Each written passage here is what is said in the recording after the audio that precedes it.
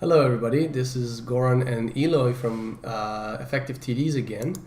And we were just looking at APFs, the basics, and how we create those in Max with TP, and also how we can do that with Houdini. And now we're taking it to the next level, where we want to use these APFs and apply them in a kind of production environment scenario. So basically what I did is I gave Eloy a challenge, which you see on the screen. What you have here is on the left, you have your emitter of particles, and we were just assuming that these particles, they need to get to this side without hitting and colliding with this object. So basically they have to find the way through the maze. Production workflows, I know that this is pretty good use of fields in a 3D world. So why don't you show them how this looks and how we got to that result? So we have already here the APF created. That's on real time. There is no simulation. Reading from a simulation, it's not flow. Each particle reads the APF that is trying to avoid closest boundaries and finding his path. So we will try to show how to do that with APF, and It's a very cool example, I think. Yeah, I think APF. It's pretty cool because you can just do object avoidance with the particles. Don't even have to calculate it. The field calculates it for them in the first frame, and every particle just knows how to avoid objects. And doesn't matter so much how many particles we have here. So we can see that we can go kind of crazy in number of particles. Since everything is calculated by the APF, you can go higher. Obviously, it takes a little more because each particle needs to find the velocity close by, but not each particle needs to find closest normal to objects or something like that. There is no intersecting. There is nothing happens per particle. The particles, all they do is read the velocity direction from the field. Exactly, and it's what I think the APF it starts to become like really powerful. Yeah, and powerful. It's kind of the way how hybrid fluid solvers work, where you have particles, but they are like the hybrido in real flow, for example. So yeah, let's go with that. We have our example running. We will turn it off. I will turn off all this and I will explain you what we are doing step by step. So basically, from the previous tutorial, we have the same. We have an APF field here. We create some particles that will follow the APF with an output to.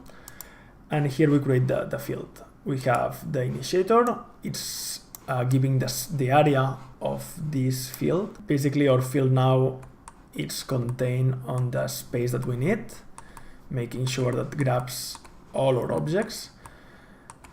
And that's all what we have. So we need to create. Why don't you first explain them? Like, how is the method itself working? Like the kind of the math behind it. What are we doing? Okay, basically, we will iterate over this APF. So each cell position will grab closest distance to the object. We will take the normal of this object. We will do a cross product with a next direction vector. From this, I shall paint that because this will. Yeah, let's paint it. Let's paint it. So in 3D, we have this is amazing skills. We have our cylinder. We have a cell particle. This cell particle checks the closest point and it checks the normal of this one. In this one, this will be the normal. We will create, our particles will go on the x direction. We will create cross vector with this x vector. What this will give us is this resulting vector. Right, Goran? That's correct. Thank you. Will give us this. So it's vector. The normal of the plane that these two vectors create. Exactly. Mm-hmm. Then we will recreate another cross vector between this resulting vector and this normal vector. Right. So this will give us now approximately. So it's a tangent to the surface or like almost like a reflection vector that just follows the tangent of the surface. Exactly. Vector product, what it is you given two vectors will give the third vector that is perpendicular to these two vectors. Right, to the plane that those two vectors create. Yes. Okay, so now we're creating a new direction that follows the surface around those cylinder.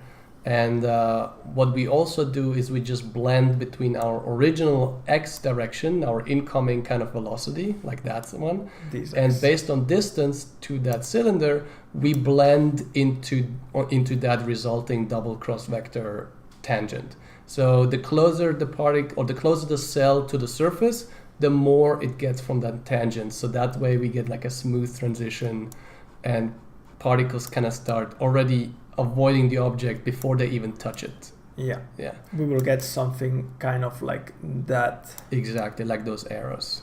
Yes. Okay.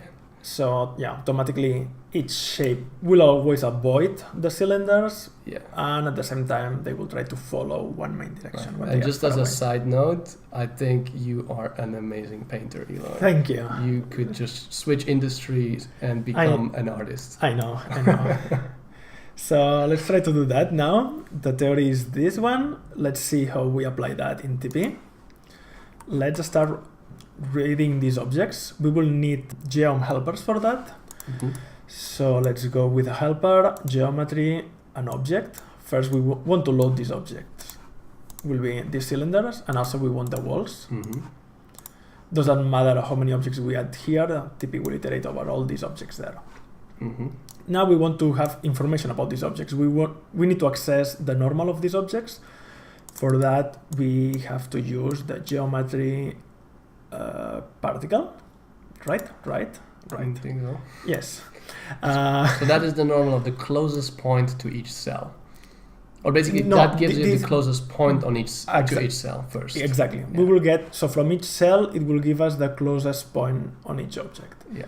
So we need to read our object array, that is this one, and the position. By the way, this is new in TP 6.6. Before we only had particle. Now we can look for a position. So if you need to offset your particle position to look for something, you can do it. That is awesome.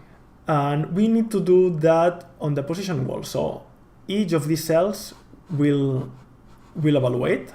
So we have position wall, we saw it on the first tutorial. Each of these cells will check for the closest point, is what this does. Mm-hmm. And now we want to access the normal, because it's all what we need. So we have here the closest point by surface. To read that, we have a geometry geom point that will read all the data that we can find. We can read a lot of things. So we can access the normal. Can you make the TP window bigger? It's kind of squeezed. Yeah. We don't need to show, in fact, anything else. Yeah, just make it full screen. Yeah, let's go big. Nice. I like that. Cool. So, yeah, we want the normal. First thing that we need to do is to create a cross vector from this normal with an x vector. Mm-hmm. Let's write this. This will be a 0.3, and we want the x vector 1 because we will go in this direction, right, left to right.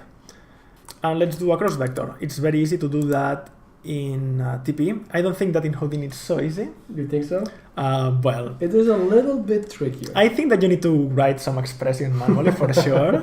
It's all what you need to do on Houdini. But you would be surprised. Well, we will see this on the next tutorial. But let's do it here. It's as easy as a math and a math operator. We want to do operations between two vectors. So we will have input to one vector 1 and vector 2. And we will do a vector cross product is all what we need. And we will do it between this vector and our normal. And just that x vector, that is just in our scene. That x vector could be anything, could be a different vector for each particle. Basically, that is the representation of our main direction that the particle should go. And all the rest is just to avoid the object. So if there would be no obstacle, the particle will always go to that direction that we bring in from that point 0.3 node. Right. Okay, cool.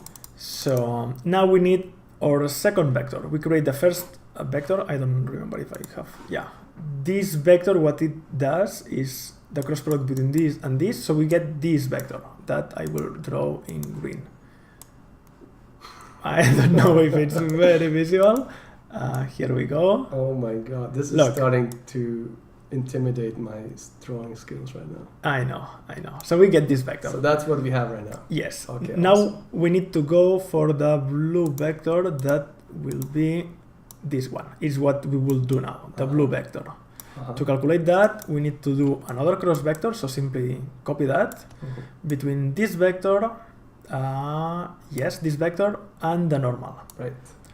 Right? So with this, oops, where we are, with this is our green vector, this is the normal, now we get the blue vector. Next, and we can try to plug this into velocity, right? We can directly do that, yeah. Let's see what happens. Before that, this will be a very low velocity because it's a vector with a 1 unit. So we will multiply this by some value to make something visible. So let's add another math.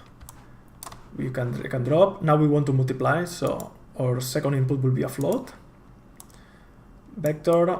When you have a vector and a float, remember to don't switch that. If in TP you create first a float and then a vector, will not work. Right. First a vector. It's just basic math rules. You cannot multiply a float with a vector. And let's multiply this by 90. So our velocity will be whatever it comes from here, but 90 times bigger. And let's see what we get with that. Nothing, because I need to recalculate.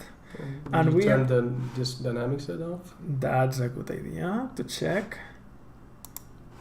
No, so we have kind of another problem. Oh, your x value maybe it's not set. Oh, no, it is objects. So we missed something there. Geom particle. Oh, you're dividing instead of multiplying. Oh, good. You see, Good that catch. is amazing that it shows right away. Yeah, this with a math node. Before we will see a math and we will have to check everything. Now it's super easy to see what's going on. So there you go. You already again, see it. we have on the top view, you can see that the field is created and trying to avoid the cylinders. Yeah. But it's inverted. Well, it's not only inverted. Basically, the particles will always loop around the cylinders as long as they are in the field. Like, because there's no distance fall off that blends to the vector. That's true.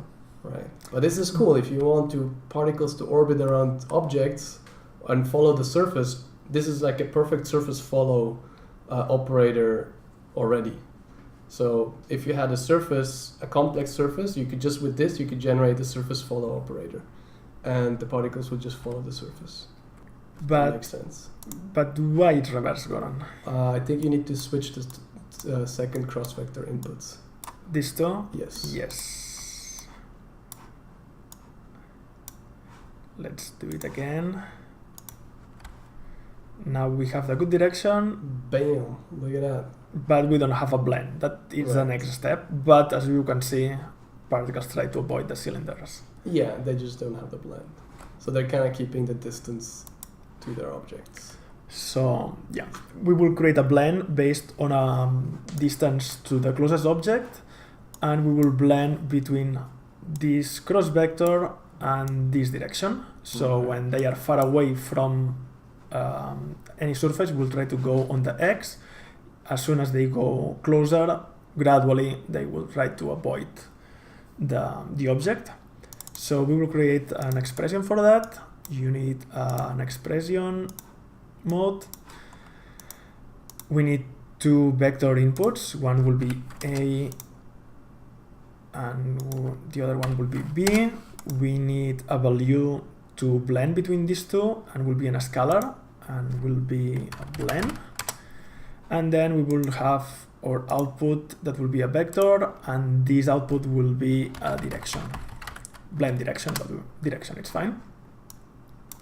The expression that we want to create is 1 minus the blend multiplied by what I did 1 minus blend multiplied by A, plus the blend multiplied by b. Goran, this is correct? It looks like it. So this should be it. Right. Now we want to blend these two vectors before the multiplication.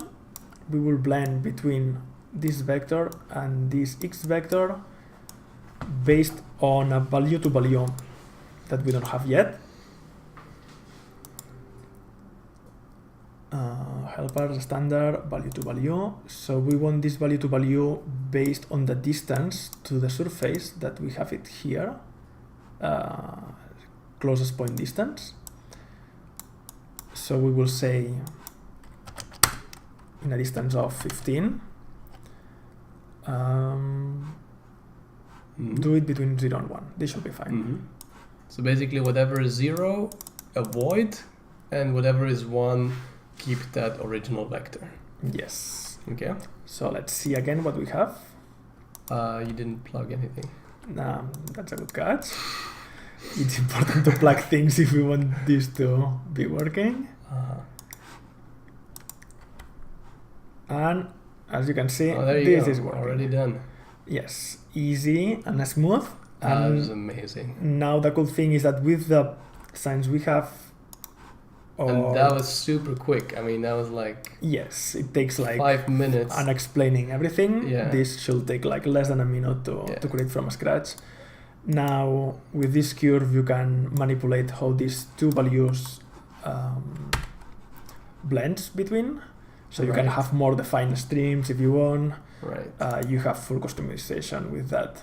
Yeah. So you see they're like stopping before they touch the objects. Yeah. And I mean, some of them are still, I think, almost going inside. That is because there's always, until they touch the surface, they don't hit the 0 value of the blend. So it's like, if you would show the wireframe, I don't think we have particles inside, but they kind of touch the surface, right? Yeah. Yeah, exactly. We can go with a higher value on 0. So they always go to super avoidance before they even touch it. Oh, that. It should be this 0. No? Yeah, just push it down. Yeah, like this. Oh, yeah, that makes sense. There you go, look at that. Oh, well, obviously not like that, but you can create a lot of interesting effects with that. What is happening there? I think for some reason your comma is... Yeah, now you go. For some reason didn't like it. Yeah, now we have it. But why is it not doing what we expect, Eloy? That's a good question. Play it? I think now it does. Yeah. Almost. Almost. Why the blend takes so much? Maybe it's between this distance. Can be also the definition of this field. Right, how it applies the forces. Huh? Yeah, we can try to increase the resolution. So if we, instead of 10, we go to 20 or 25 to see more effect, we will have much more points evaluated. So we should have way more definition now. We don't need to have a lot of definitions. It's a cool thing about fields. It will interpolate between. Now we can see the effect. Now it works properly. Yes, it was that we don't have enough resolution. That is pretty sweet. Yeah. So yeah, this shows kind of the power of APF. Yeah. And we can do way much more with that. We can blend. Actually, could we, instead of the graph? Yeah. First of all, why don't we set this to not reset? Yeah. So let's do it. None. None. Yes. And then instead of this. Well, none. If you put none, you will need. This will not evaluate the change that you do. So how do you force it? So you change it again per frame. What if we set here minimum 1? So now it says 0 distance. So okay, so how do we reevaluate? But now you need to go to reset, to simulation start again. At least it calculates 1 frame. So now you can go to none. Now that it's on memory. So now you will see that it evaluates everything. It's on memory, the APF, so when the simulation reaches the end, it will just it will not need to calculate anything else. It will be immediate, and you will see it now. awesome. That it's It just super keeps going. fast. Okay, so once you said your field correct, I think it's still not doing exactly what we want. It doesn't. We need to figure out how to get that minimum distance. But yeah, this is amazing. I love how it just like squeezes them here. This is really sweet. All right, this is APFs for crowds. Yeah, for whatever you want. Whatever you want. Surface follow. Okay. This is pretty helpful. Thanks so much, Eloy. No worries. We will see next how to do the same thing in Houdini. Oh my god. All right. Let's give it a try.